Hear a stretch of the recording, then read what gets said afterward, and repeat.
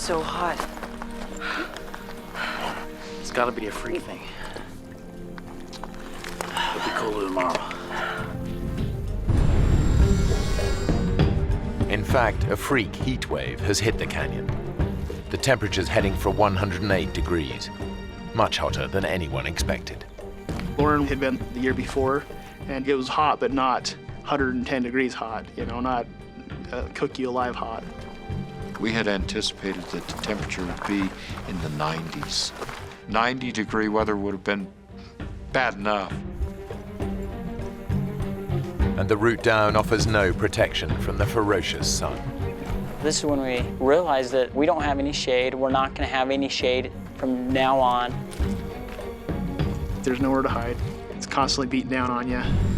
That's just draining us and dehydrating us. Just a day into the hike, things are beginning to go badly wrong. We were alarmed that we were going through the water as fast as we were. In the searing heat, they've already gone through 3/4 of their water. The only place they're going to get more is the Colorado River. But it's over 2,000 feet down, and they're still a day and a half's hard hiking away. In this heat, they'll run out long before they get there.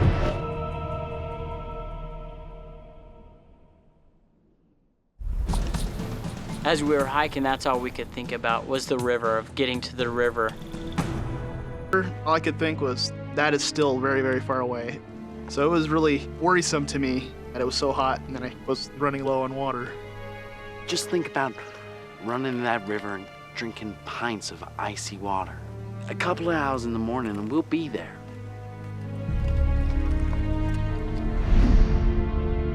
In fact, they're still a tough day's hike from the river, and their water is almost gone. We began to say, gee whiz, am I going to be able to make it down to the river tomorrow? Have I got enough water?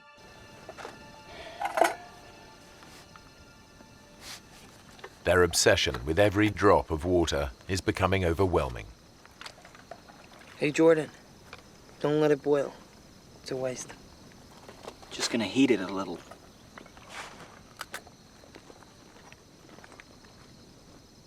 Come on, Mark, you gotta eat something. I thought it was odd that I wasn't hungry after all that work all day. I don't know if that's some kind of side effect of dehydration or not.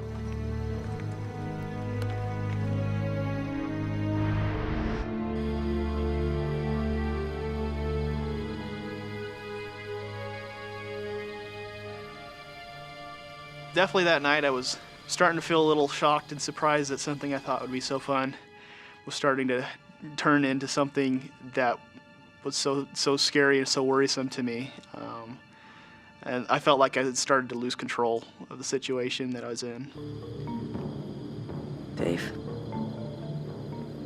I know that when we did begin hiking, I don't remember what time it was, but the sun was on us. It was hot.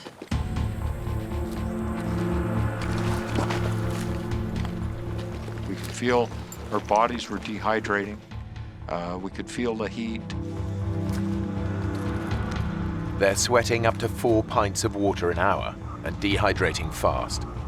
They face exhaustion, hallucinations, and as their blood pressure drops, collapse.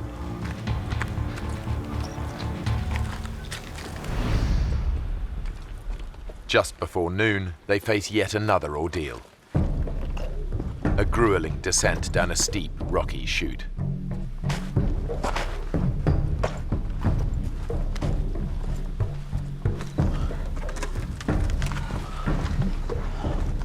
The few hours the boys hoped it would take to reach the river have long passed, and they're not even close. And now, the water situation is critical.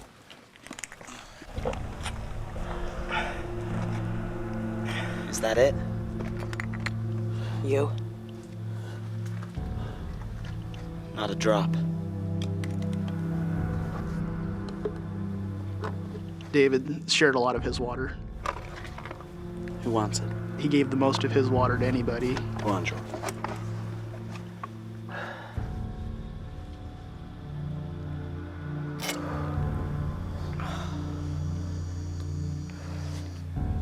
this.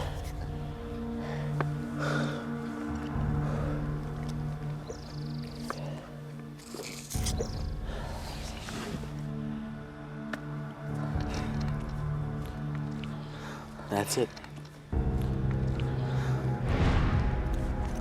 Their life-saving water has gone, and they're still a good half day from the river.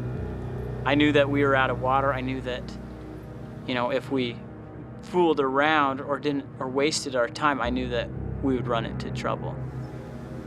Come on. Let's get to the river.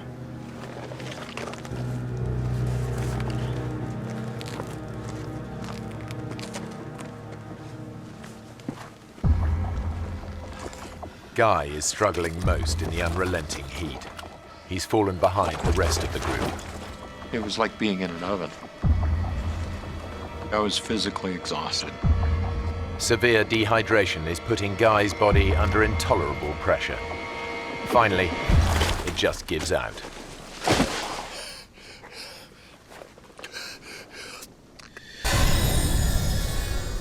If you take a deep breath, that sensation that you have when you can feel the oxygen going through your body, I couldn't do that. The best I could do is reach a shallow breath, basically.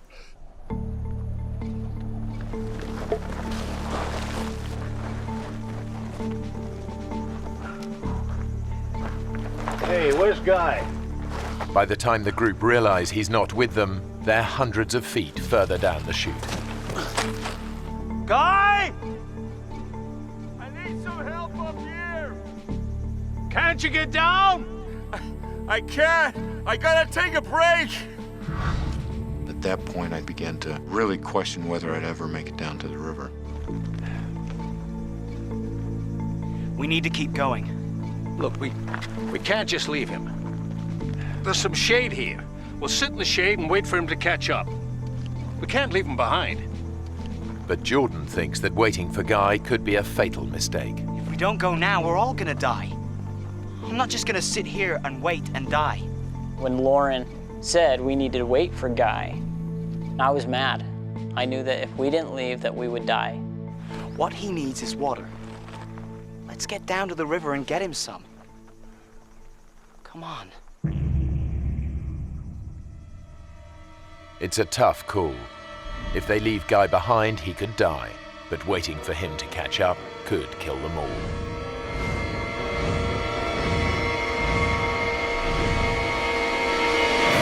Okay. Guy! We gotta get down! Get some water!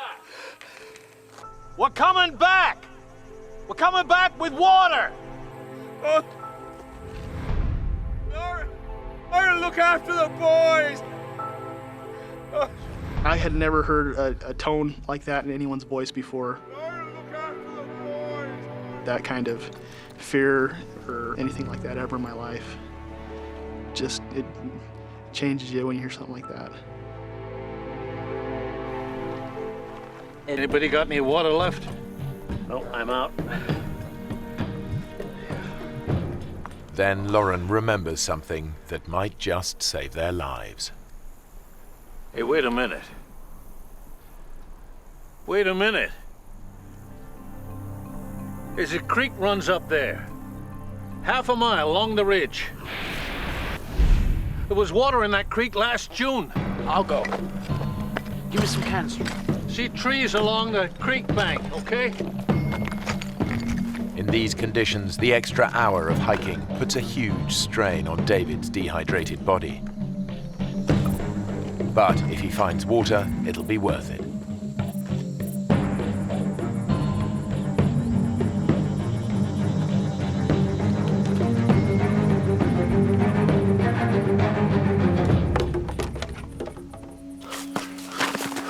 The creek is dry as dust.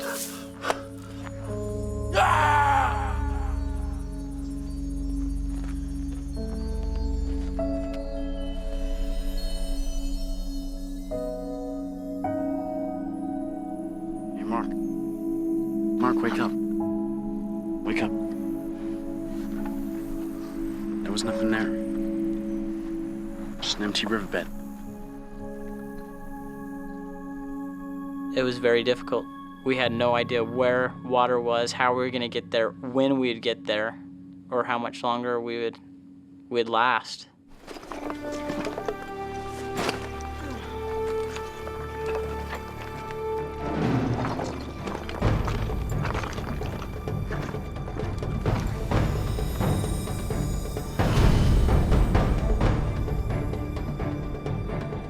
After 6 hours tough hiking, they're still a long way from the river.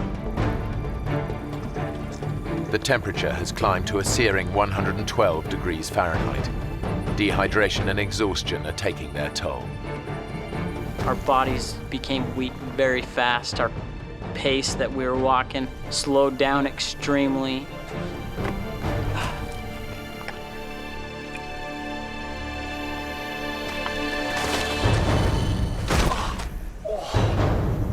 For 71-year-old Lauren Pace, enough is enough. Are you okay? Don't fuss. I'm okay. I'm okay. Listen, guys. The sun is a killer. There's some shade here. We should wait till it's dark.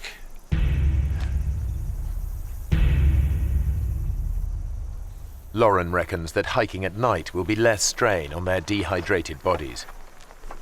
But the boys think that if they stay here, it could be the last thing they ever do. There's no easy answer. There was a feeling among the boys that if we stayed there, that we would die, and it was urgent, not something that we could just sit around and wait for. It's hours till sunset. We stay here till night, we're all dead. Well, Lauren knows where to go. Right, so he can tell us where to go. Come on.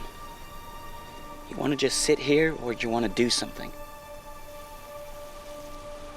I can't believe a time in my life when I wanted to sweat. I knew that if I could sweat, that it would cool down my body. And I physically tried to will myself to do that, and I couldn't do it.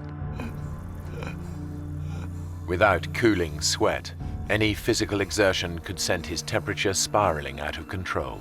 If it reaches 108 degrees Fahrenheit, his brain will begin to die. Guy is trapped. If he tries to hike out, it could kill him. In my mind, I knew we were gonna die.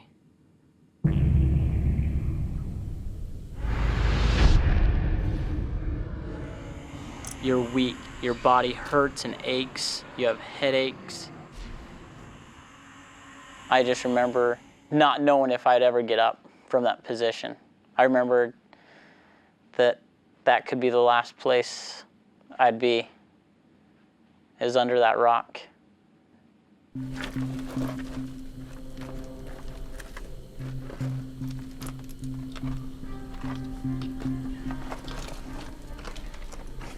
It was a pretty sad situation there, you know. And I was almost turned 16. I wasn't gonna get to drive or anything. You know, you think about your family, that you're not gonna see your mom again or your dad, and it's really sad.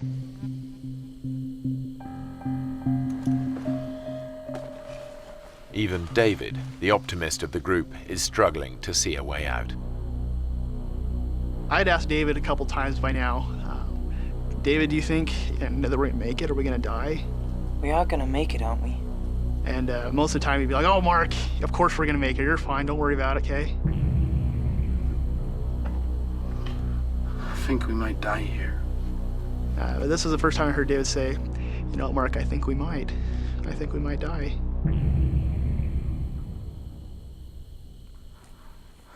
Hey, Jordan, can you get me a pen? Why? I want to write a letter to my mom and dad, you know. Say goodbye.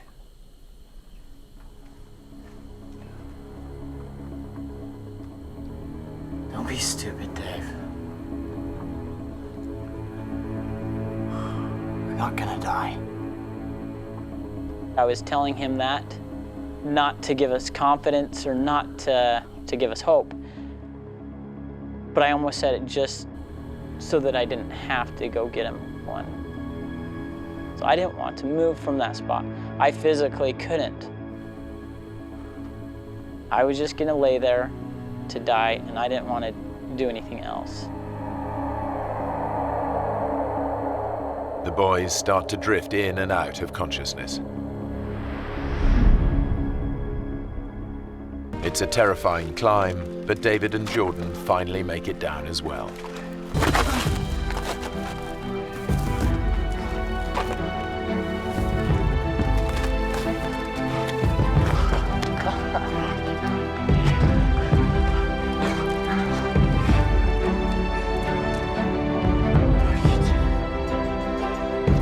It was a sheer cliff that I couldn't do again. I think we were all amazed that we were still alive, I guess. But David is in trouble. You okay, Dave? He's showing early symptoms of heat stroke. He needs water fast. I'm cool. Come on. Back up the chute, Guy is so dehydrated he can barely move. He's now at the mercy of the canyon and its inhabitants. There was a rather large rattlesnake that was a few feet away from me.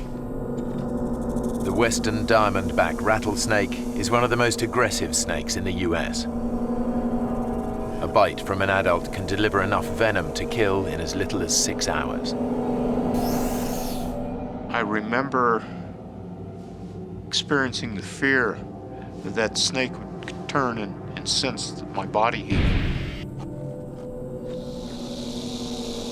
Guy is so weak he can't move out of striking range. And that experience lasted for about an hour while that snake was there.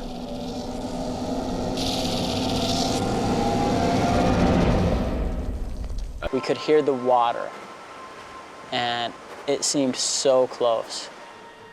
But as we go around one corner, and then the next corner, and then the next corner, each corner we thought it was the next one, and it wasn't.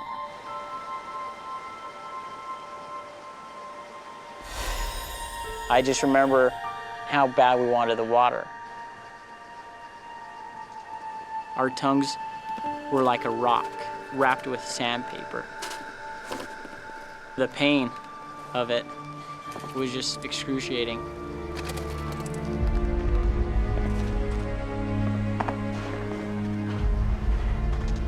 I remember Dave complaining about his vision. Come on, Dave.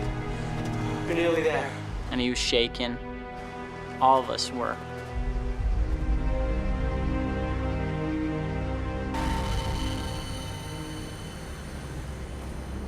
We got to an area where there was a tree that had fallen.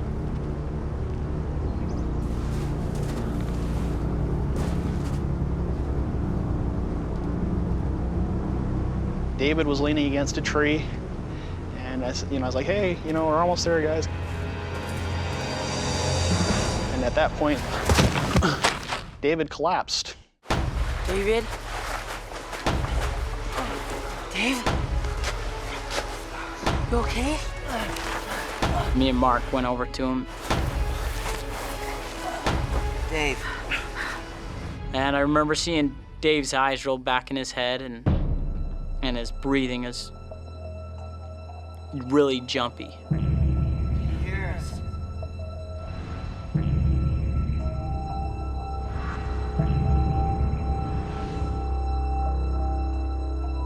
And I just knew that we were in trouble.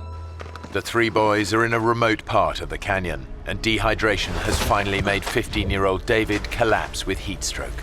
With little chance of help, the situation is desperate. Say something, David. I'd taken first aid merit badge, as a scout. David? They train you for extreme situations like this. I knew it was very serious. Hey, Jordan. You got to get to the river. Bring back water. We're gonna get you some water, all right?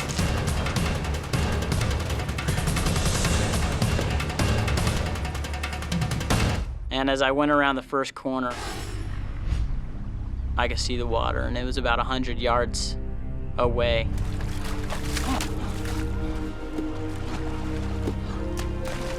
And I remember getting to the water and just being so grateful. I just knew I needed a drink. You know, I wanted it so bad. And so I took a drink out of the water, but I knew that there was a higher priority, that Dave needed the water.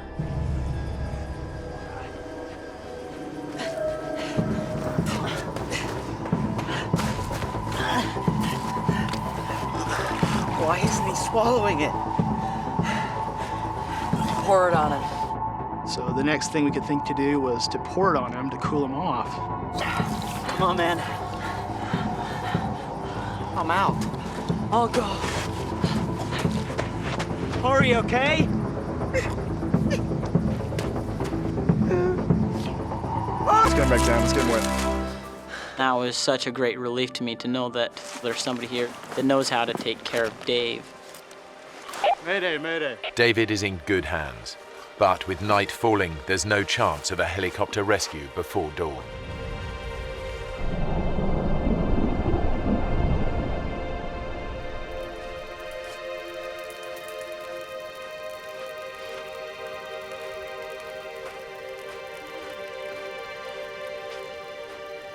Seemed forever that they were working on him, not knowing if he's gonna make it, not knowing if he'll die.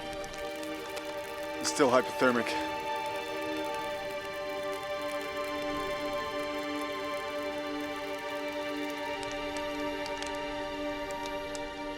It was dark, so I can't really put a time on it, but somewhere around 10 that night, the one that said he was a doctor came over and said, "I'm sorry to inform you, but your friend has just passed away." Sorry.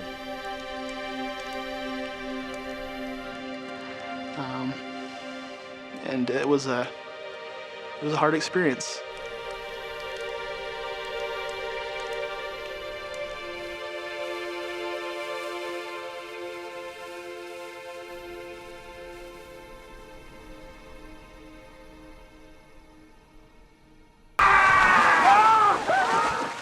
It was the worst pain I'd ever felt in my life. Just stop screaming! You gotta calm down! I had never quite heard someone scream in pain like that. It was a really helpless feeling to hear him scream like that in pain and not be able to do anything for him. Just take it easy, bro!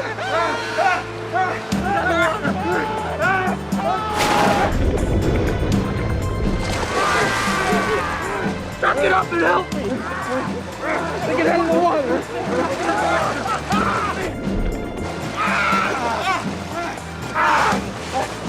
Come on! And I could really feel how bad he was hurt. It was very obvious that that there were things in places where they shouldn't be. It's really bad, Justin's shin bone is shattered in 6 places. Internal bleeding is already restricting blood flow to other parts of his body. They don't know it, but this injury could kill him. Okay. What time is it? I remember thinking that my brother has an artificial hip. He can't carry me out. I can't walk out. I can't crawl out, and I'm stuck here. We're gonna get through this. You think? If I was gonna get out of there, it was gonna be up to Jeremy. That was really hard to be the one to take charge, because forever before, he was the person that I would look to when I didn't know what to do. 4-5 hour check back to the car. When I looked in Jeremy's eyes, I could tell just how scared he was. Really bad. You got maybe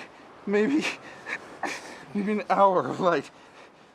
I was gonna leave him there and hike out, which is really hard to do, for the fact that, one, it's my brother that I know and love very much, and two, that real soon I'm gonna be by myself. Okay, you're gonna have to move me.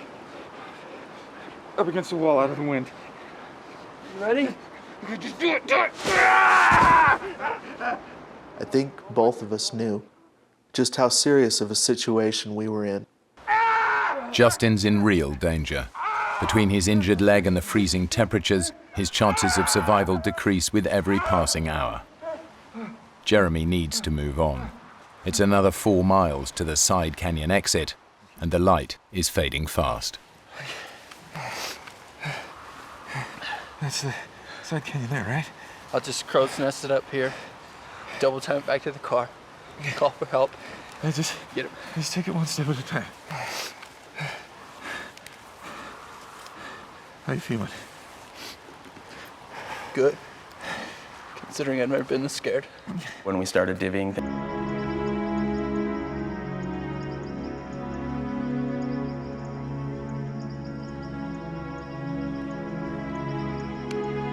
I wanted to document it as well as I could, so I'd snapped that picture,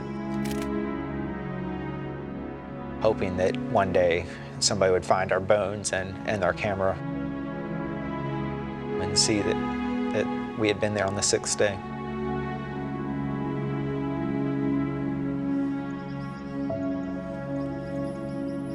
That's when I started to think personally about my life.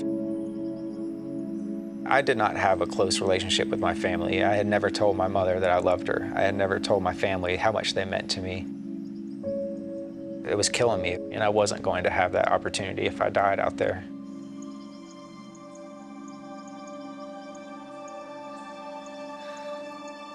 That thought gives Dave the resolve he needs to keep going.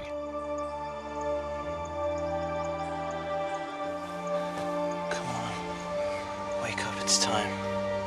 I don't want to leave. I don't want to move. I don't either, but we have to. My feet were deteriorating unbelievably. And the pain was unbearable. It felt like 10 wasps were biting me at the same time. If we stay here, we die. It's as simple as that. Crystal finds the strength to give it one more try. Okay. Stand on it.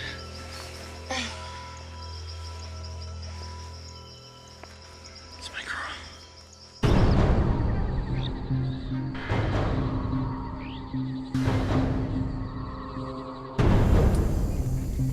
They push on. Blake knows it's his dad's only chance. Come on, Dad! You can do it! You can do it, Dad! Dad!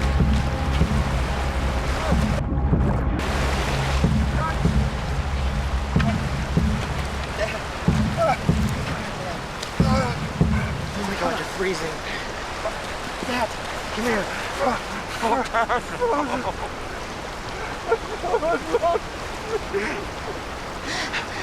I'm so sorry, Dad. It's okay. But Blake's in luck. He's downwind of the bear, and his scent is carried in the opposite direction. But the wind could change. He risks making a run for it.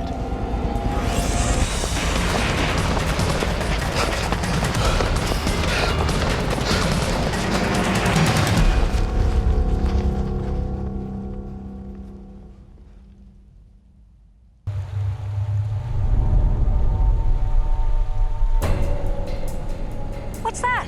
There. There. We saw some white dots on the horizon. They're coming this way. It looked like a white boat, and we were just thrilled. Over here! Over here! Help! Hey! This way! Over here! Turned out there were cattle egrets flying towards us. And our hopes were shattered. Light fading, the search parties have no choice but to return to the island. They've spent over 6 hours searching for the missing divers. They'll start again at first light, but everyone knows that by then, the odds are they'll be looking for dead bodies. As the sun went down, I felt really sad. I didn't understand why they didn't come back for us. I was hurt.